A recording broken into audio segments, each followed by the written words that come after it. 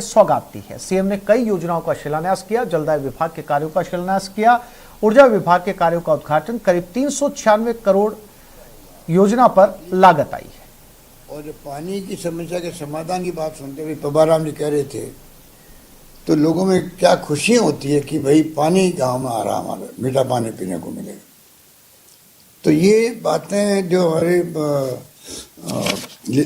जो दिव्या ने कहा कि किस प्रकार से ओशा के अंदर इतनी बड़ी स्कीम बन गई और किस प्रकार से आज वो 350 करोड़ से अधिक की स्कीम बनना, लागू होना, मैं समझता हूँ बहुत बड़ी उपलब्धि है। तो हमारे तमाम एमएलए साहबान को मैं बधाई देना चाहूँगा कि जो यहाँ बैठे हुए हैं कि उनके क्षेत्र में कुछ न कुछ काम की शुरुआत हुई और सबको नॉलेज है सब कामों के बारे में। सबसे बड़ी बात ये है और सबने बढ़ चढ़ के, दिव्या ने भी, सूर्यकांत व्यास जी ने भी, मनीषा पवार ने भी, जब ये बोल रहे थे तो मैं महसूस कर रहा था कृष्णाराम जी बिश्नोई, पवाराम जी ने और मीना कंवर जी ने, महेंद्र बिश्नोई ने, सब ने जो अपने क्षेत्र की बातें बताई हैं, उससे मुझे लगता है कि सभी लोग एक्टिव होकर अपने क्षेत्र में काम कर रहे हैं, समस्याओं से वाकिफ हैं। वो तभी होता है तब आप एक तो पब्लिक से मिलो, उनकी बात सुनो, उनके फीडबैक लो या दौरे करो गाँव के अंदर। तो मैंने जिंदगी भर दौरे किए और जब मुझे मौका मिला पहली बार सीएम बनने का, तो वो सारा अनुभव मेरा था जो जोधपुर का, गांव का, वो पूरे राजस्थान की सेवा करने मेरे काम आया। पहली बार सीएम बना, 4 अकाल पड़ रहा है, अब याद करो। उस वक्त में मैंने घर घर में गेहूँ पहुंचा दिया, काम के बदले अनाज योजना। हमारे विपक्षी लोग कहते थे कि दिल्ली की सड़कों पे अशोक गहलोत घूम रहा है गेहूँ की भीख मांगते हुए, क्योंकि वाजपेयी थे प्रधानमंत्री उस वक्त। 32 लाख मैट्रिक टन अनाज गेहूँ हम लोगों ने बांटा घर घर में, गांव गांव में। घरों में रखने की जगह नहीं थी गेहूँ की बोरियों की, ऐसी स्थिति बन गई थी। और शानदार मैनेजमेंट उस वक्त भी हुआ, चारे का भी प्रबंधन, गायों के लिए हो, चाहे वो पीने के पानी टैंकर से पहुंचाना हो। जोधपुर में तो जोधपुर खाली करने नौबत आ गई थी, तो रेलगाड़ी से पानी आया जोधपुर के अंदर। रंची गांव की स्कीम बनी, मड़ई की स्कीम बनी। तो तमाम काम उस रूप में किए गए और मैं समझता हूँ कि 4 अकाल का जो मुकाबला किया उसकी पूरे देश में बहुत प्रशंसा हुई। तो आज जब मैं देखता हूँ ऐसी मीटिंगों में बैठता हूँ, आज तो जोधपुर के लोग बैठे हुए मेरे सामने, जहाँ से मैंने सब कुछ सीखा है, तो आप सोच सकते हो कि वो आपका जो गांव की जो ट्रेनिंग थी मेरी और शहर के अनुभव थे, वो मेरे राजस्थान भर में लोगों की सेवा करने के काम आ रहे हैं। इसलिए आप सबको गर्व होना चाहिए। तो मुझे गर्व है कि मैं आपका 5 बार मेंबर पार्लियामेंट चुना गया और लगातार मुझे 3री बार मुख्यमंत्री के रूप में सेवा करने का अवसर मिल रहा है। उसी रूप में मैं पूरा दिल लगा के मैं प्रदेशवासियों की सेवा करना चाहता हूँ, कर रहा हूँ और करता रहूँगा। जिस रूप में मैंने हर चीज़ को बारीकी से मैं देखता हूँ, खुद देखता हूँ। अभी करीब 4 तो जो मीटिंग आज हो रही है, ऐसी मैंने 4 तो मीटिंग की है 1.5 साल के अंदर। और इसीलिए जोधपुर में मैं कल ही आया हूँ, दिक्कत नहीं है मुझे, और जो भीड़ पड़ेगी मुझसे मिलने वालों की, उससे कोरोना फैलने का डर पैदा हो जाएगा वापस। मुख्य बात यह है, इसलिए मेरा खुद का दिल नहीं लग रहा यहाँ पर। मैं चाहता हूँ जोधपुर जाऊँ, वहाँ पे गलियों में घूमूँ, बातचीत करूँ, मिलूँ लोगों से, पर मैं खुद वंचित अपने आप को क्वारंटाइन किए हुआ हूँ, जिससे कि जनता बची रहे। क्योंकि इस बार का जो दूसरी लहर थी उसने हम सबको हिला दिया, पूरे देश को हिला दिया, सरकारों को हिला दिया और मृत्यु दर बहुत ज़्यादा थी। इस बार खतरनाक कोरोना डेल्टा आ गया, जिसकी पहचान ही बहुत बाद में हुई। लंदन में पहचान हुई, जोधपुर में, और जोधपुर नहीं, राजस्थान में, पूरे प्रदेश में, पूरे देश के अंदर जो वेरिएंट आया इस बार कोरोना का, बहुत खतरनाक आ गया। लंदन में पहली बार मालूम पड़ा कि ये इंडिया से आया है, और अब तो हम देख रहे हैं कि जांच कर रहे हैं कि 90% कोरोना वो डेल्टा ही है। इसलिए आप देखा होगा पहले गांव में कोई तकलीफ नहीं थी, इस बार गांव वालों को बहुत तकलीफ हुई। 3-4 दिन में सीधा लंग्स में पहुंच जाना, उसका फैल जाना, वो ऑक्सीजन की मांग बढ़ जाना अचानक ही, हाई फ्लो ऑक्सीजन, वेंटिलेटर पे ले हो और बचना बहुत मुश्किल। कितने लोग मारे गए? 4,000 से ज़्यादा लोग मारे गए इस बार दूसरी वेव के अंदर 1.5 महीने में, और पिछली बार पूरे साल भर में करीब 1,500 लोग मारे गए होंगे।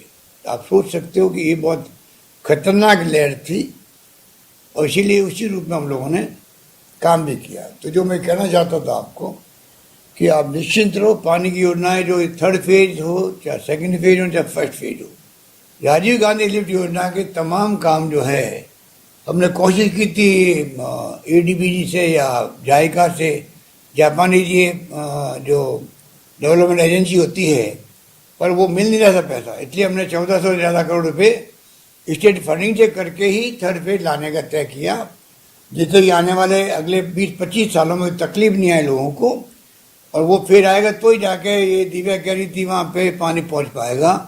सब जगह पानी की किल्लत जो है वो मिट पाएगी। तो हमारा पूरा प्रयास है कि हम किस प्रकार से आज जो शिलान्यास हुए हैं और चाहे उद्घाटन हुए हों, उसमें हम लोग पूरी तरह योजनाबद्ध तरीके से चाहेंगे काम टाइम बाउंड काम हो।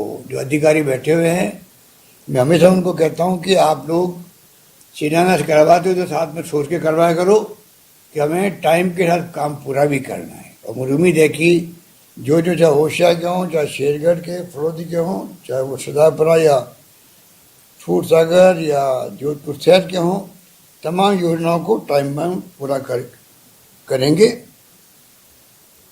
और बिजली को लेके तो आप देखते हैं कि जो हालात अब बन रहे हैं, पहले रोज किसानों के आंदोलन होते थे, किसान को नहीं मिलती थी बिजली, घरों में नहीं आती थी, बार बार कट लगते थे।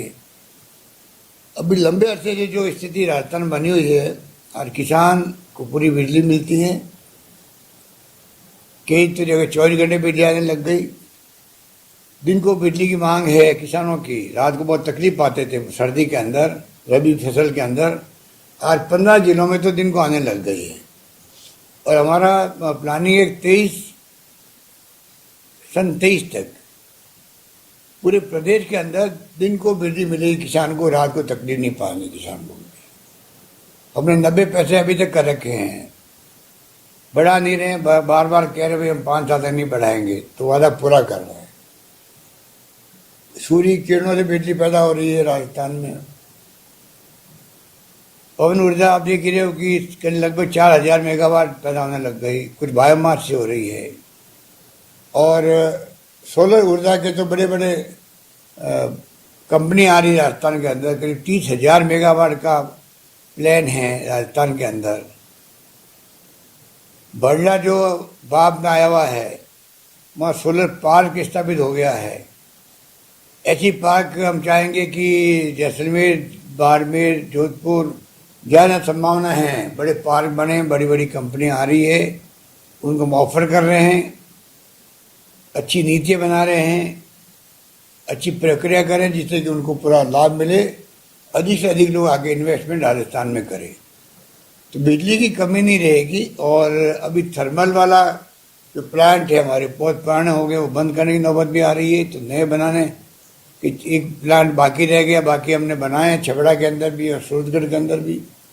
तो कहने का मतलब ये है कि जो जितने प्लांट बनेंगे उतना ही आपका ये GSS का काम जो अभी आज आपने लोकार्पण करवाया है, लोहावट में, फड़ौदी में, सब जगह पर, शेरगढ़, लूनी, गोपालगढ़, ये और GSS का जो 220 kV का प्लान है, वो बड़ा प्लान है। इस प्रकार से 400 kV के प्लांट है अलग से। ये तमाम जो काम हाथ में लिए गए हैं, ये टाइम बाउंड तरीके से पूरे करने का प्लान है। और राजस्थान में जोधपुर में भी तो आपके एक प्लांट, तो पोखर में 400 kV का योजना बनी हुई है, और 220 kV के सावा के अंदर, लोहावट में, पांचू में, सावरीज में यहाँ बनेंगे। और तो और जो भी आपको बताया गया था कि रिफाइनरी जहाँ लग रही है पचपदरा में, वहाँ पे भी प्लांट लगेगा, GSS बनेगा, बड़ा GSS बनेगा। तो कोशिश है कि ये जो 765 केवी की बात की थी काकानी के अंदर, ये तमाम कुछ काम इसलिए रुके, सुप्रीम कोर्ट का निर्णय आ गया, ये जो गोडावण कहलाता है पक्षी जैसलमेर के अंदर, उसको लेकर के ऐसा इश्यू बन गया सुप्रीम कोर्ट में। तो जितने ही पावर की लाइनें लगी हुई है बड़े बड़े ट्रांसमिशन की, उसको लेके इश्यू बन गया, उन्होंने उसकी रोक लगा दी कि आप इसको अंडरग्राउंड करो, उसमें टाइम बहुत लगेगा। तो वापस सुप्रीम कोर्ट में सरकार जा रही है, कोशिश कर रही है कि वो जल्दी हल हो गया तो हमारे लिए तमाम जो स्कीम बनी हुई ग्रीन कॉरिडोर की अक्षय ऊर्जा को लेके वो पूरी गति के साथ में आगे बढ़ेगी। कृषि को, उद्योगों को बहुत लाभ मिलेगा आने वाले वक्त के अंदर। तो मैं निवेदन करना चाहूँगा आपको कि जो आज उद्घाटन हुए हैं वो काम भी टाइम पे पूरा हम लोग करेंगे, और बाकी तो जितनी बातें करें इतनी कम है, क्योंकि जोधपुर के साथ तो बहुत पिछली गवर्नमेंट ने 5 साल तक बहुत उपेक्षा का व्यवहार किया हमारे साथ में। पप्पाराम जी बैठे हैं हमारे बीजेपी के एमएलए साहब। फिर मैं कहना चाहूँगा कि हमारे और तो स्मार्ट सिटी मिलती है जोधपुर सिटी को, सबसे बड़ा शहर राजस्थान में जयपुर के बाद में जोधपुर ही है। स्मार्ट सिटी बना दी सब जगह, जोधपुर को छोड़ दिया, और वो तमाम काम जो इस प्रकार रहा है टाइम 5 साल का, तो मुझे अब एक्स्ट्रा काम करके उसकी कसर निकालनी पड़ रही है आपके यहाँ पर। इसीलिए मैं उसी रूप में जो प्रस्ताव हम लोग बनाते हैं उसको कैसे इम्प्लीमेंट करें। सड़कों का जाल बिछाना चाहते हैं, नगर पालिका को, नगर परिषदों को, नगर निगमों को हमने 10, 20, 30 किलोमीटर की सड़कें दी है, अलग से 5-5 करोड़ रुपए दिए एक एक एमएलए को क्षेत्र में सड़कों के लिए। सड़कों का अच्छा जाल बिछे, अच्छा आवागमन के साधन हो, ग्राम मुख्यालय तक सड़क जाए पक्की, मिसिंग लिंक पूरे हों, तो सड़कों का काम ही बड़े रूप में हो। स्कूलें खुले, कॉलेजेस खुले, खुल भी रहे। जोधपुर के अंदर तो बड़े बड़े संस्थान आ गए हैं, एम्स आ गया है, बाकी तो कई विश्वविद्यालय कई तरह के आ गए हैं। तो चारों वर्ग मिला के देखें तो मैं समझता हूँ कि पिछले 30-40 साल में ब्रॉडगेज का आना, पानी का आना इंदिरा गांधी कैनाल से, आईआईटी का आना, निफ्ट का आना, लॉ यूनिवर्सिटी, आयुर्वेद यूनिवर्सिटी, कृषि विश्वविद्यालय, मेरे ख्याल से जितनी भी प्रतिष्ठित संस्थाएं होती है वो आज जोधपुर के अंदर है। जोधपुर संभागीय मुख्यालय भी है। जोधपुर में जो पेशेंट आएगा बीमार होके पूरे डिवीजन का, तो जोधपुर आएगा। तो वहाँ एमडीएम हो, चाहे उम्मेद हो, चाहे एमजीएच हो, उनको मजबूत हम लोग कर रहे हैं। तो चारों ओर मिला करके मैं समझता हूँ गाँवों का और शहरों का समन्वय ऐसा बना रहे जिससे कि पानी की समस्या हो चाहे बिजली की समस्या हो, सभी क्षेत्र में हम लोग मिलकर के काम करें, और उसी ढंग से मैं समझता हूँ कि आने वाले वक्त में तेज गति से विकास कर पाएंगे और उसमें कोई कमी नहीं छोड़ेंगे। जो आप लोगों ने सुझाव दिए हैं वो सब नोट किए गए यहाँ पर। आपको मैं फिर कहना चाहूँगा, आप लिख के भी भेज सकते हैं, जैसे उन सुझावों के आधार पर हम लोग आगे काम को बढ़ा सकें और नए नए फैसले ले सकें। फैसले रोज ले रहे हैं हम लोग किसानों के लिए। अभी महेंद्र चौधरी जी बता रहे थे, तो इसलिए मैं उनको वहाँ पर रिपीट नहीं करना चाहता। कल्ला साहब बता रहे थे, तो जितने फैसले हुए हैं किसानों के लिए और आम जनता के लिए वो तो लगातार चलते जाएंगे। पर फिर भी अगर हमारे विधायक महोदय ने कोई सुझाव दिए हैं वो मुझे आप वापस लिख के भेज सकते हैं। हम चाहेंगे कि सब मिला करके किस प्रकार से आने वाले वक्त में हम लोग इस काम को बढ़ाएं और ये योजना जो बनी है वो योजना को पूरा करें। यही बात कहता हूँ मैं आप सबका शुक्रिया अदा करूँगा कि 2 घंटे लेट की मीटिंग, 1.5 घंटा, फिर भी आप लोग बैठे रहे। आपको इंतजार करना पड़ा होगा या आपको इतला मिल गई होगी तो थोड़ा टाइम पे आए होंगे। पर मुझे खुशी है कि आज मैं जोधपुर के लोगों से रूबरू हो रहा हूँ। और ये तो आईटी का ज़माना है, ये राजीव गांधी का सपना था जो साकार हुआ, इसलिए आज हम ये 8 कॉन्स्टिट्यूंसी के लोगों के साथ एक साथ में बात कर पा रहा हूँ। 8 विधानसभा क्षेत्रों में ये 7 लोग एक साथ में, वरना ये संभव ही नहीं था, गांव गांव नहीं घूमना पड़ता था। पर ऐसे काम अगर बिल्डिंग करनी हो तो आप पूरे राजस्थान की ऐसी मीटिंग करते हैं हम लोग, कई बार सरपंच तक जुड़ते हैं लोग, उसमें एक साथ उनसे वार्तालाप होता है। कोई बात कहनी हो, समझानी हो तो आराम समझा सकते हैं, क्योंकि कोरोना अभी ऐसी चुनौती आई थी हमारे सामने, जब जरूरत पड़ी कि हम बार बार लोगों तक बात पहुंचाएं कि आपको क्या ध्यान रखना है, मास्क लगाना है, डिस्टेंसिंग मेंटेन करनी है, 2 गज की, हाथ धोना बार बार, अभियान चलाए गए, जागरूकता का अभियान चलाया गया, पखवाड़ा चलाया गया, खूब विज्ञापन दिए गए, मास्क बांटे गए।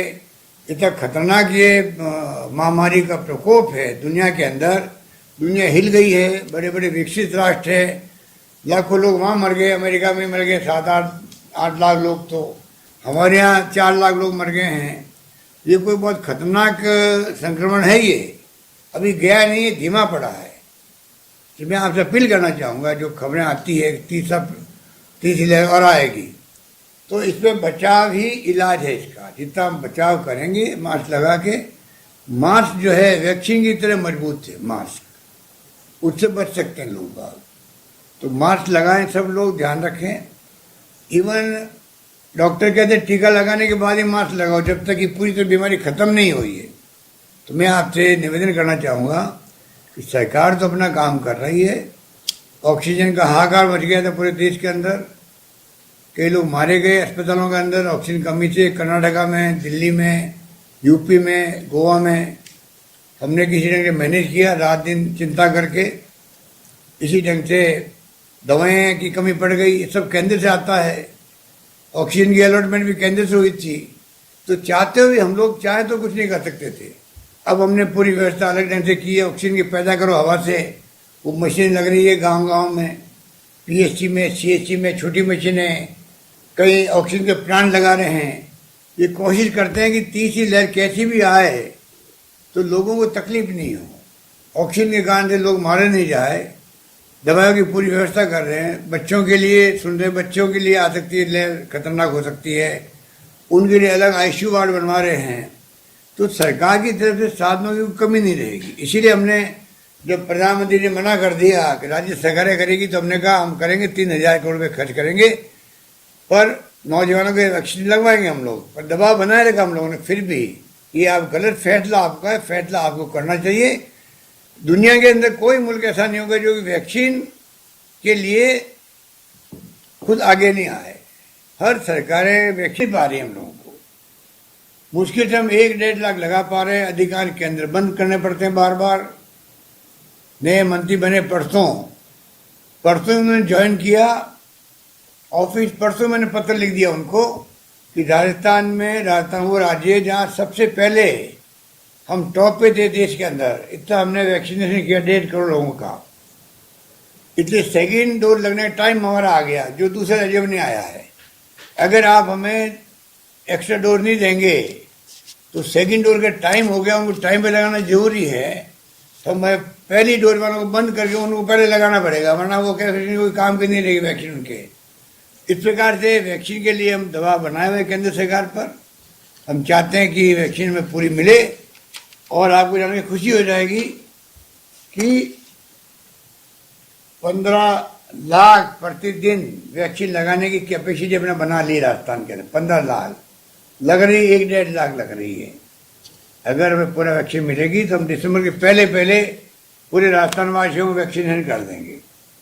उसके अलावा उन्हें चिरंजीव योजना लेके आए, 5 लाख तक का बीमा, वो आप कृपा करके गांव में आप बताइए लोगों को, वो फॉर्मेलिटी पूरी करे, जिससे कि बीमार होने पर 5 लाख तक का खर्चा, शानदार स्कीम, एक परिवार को 5 लाख का खर्चा।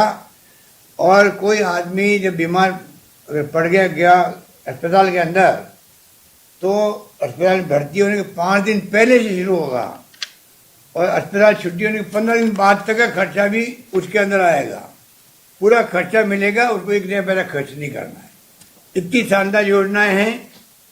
मैं उम्मीद करता हूं कि कई लोगों ने तो उसको, अधिकांश लोगों ने तो उसका फॉर्म भर दिया है, और मैं उम्मीद करता हूं कि आप लोग भी कुछ इसमें इमदाद करेंगे प्रचार प्रसार करने के अंदर, क्योंकि आप मौजूद लोग भी हैं, जनप्रतिनिधि हैं। इस प्रकार से आपको भागीदारी निभानी है, लोगों को समझाना है, लोगों को वो भी समझाना है गांव में किस प्रकार से बिहेव करना है। कोरोना जब तो पूरी तरह आए नहीं। अभी हमने एक और काम किया, जो मुख्यमंत्री कोरोना बाल कल्याण योजना लागू करी है। जिनके घरों में मौत हो गई है, बच्चों की विधवा औरतों हो गई है, बच्चे अनाथ हो गए हैं, उनके लिए मैंने पैकेज घोषित किया है। तत्काल 1 लाख रुपए देने का, फिर 2,500 रुपये प्रति माह देने का बच्चों को, 18 साल के होने पर 5 लाख रुपये देने का, स्कूल की पढ़ाई फ्री करने का, विधवाओं के लिए पेंशन करने का। अब ये तमाम बातें कई बार जानकारी के अभाव के अंदर लोगों को उसका फ़ायदा मिल नहीं पाता है। उसमें हमारी भूमिका बढ़ जाती है। जो हम लोग जनप्रतिनिधि होते हैं गांव में, चाहे वार्ड पंच हो, चाहे सरपंच लगा करके MLA MP कोई हो, हमारी जिम्मेदारी बढ़ जाती है कि हम चुने प्रतिनिधि पार्षद है, मेयर है, प्रधान या प्रमुख हैं, या जिला परिषद या पंचायत समिति के मेंबर हैं, कोई हो, हम ऐसे वक्त में पब्लिक में जाएँ, उनको समझाएं कि सरकार की योजनाओं का लाभ आप कैसे उठा सकते हो। मैं उम्मीद करता हूं कि इस काम में आप भागीदारी निभाएंगे। यही बात कहता हूं, मैं अपनी बात समाप्त करता हूं। बहुत बहुत आपका सबका धन्यवाद। बहुत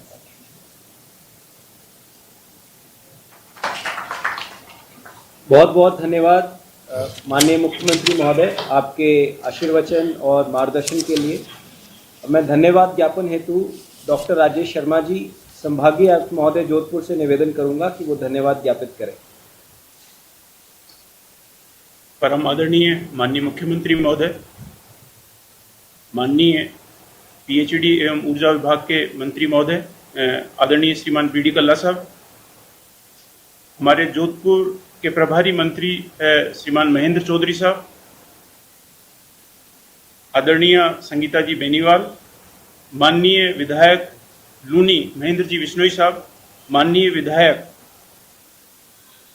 भोपालगढ़ पुखराज जी गर्ग साहब, माननीय विधायक सेयगढ़ मीना कंवर जी, माननीय विधायक। नेटवर्क 18 फेडरल बैंक संजीवनी गाड़ी भारत के कोविड प्रभावित जिलों में जा रही है। वैक्सीन के लिए जागरूकता फैलाने की हमारी इस मुहिम को आप भी अपना सहयोग दीजिए। चलिए आपको दिखाते हैं संजीवनी गाड़ी अब तक कहां-कहां गई और आज कहां है।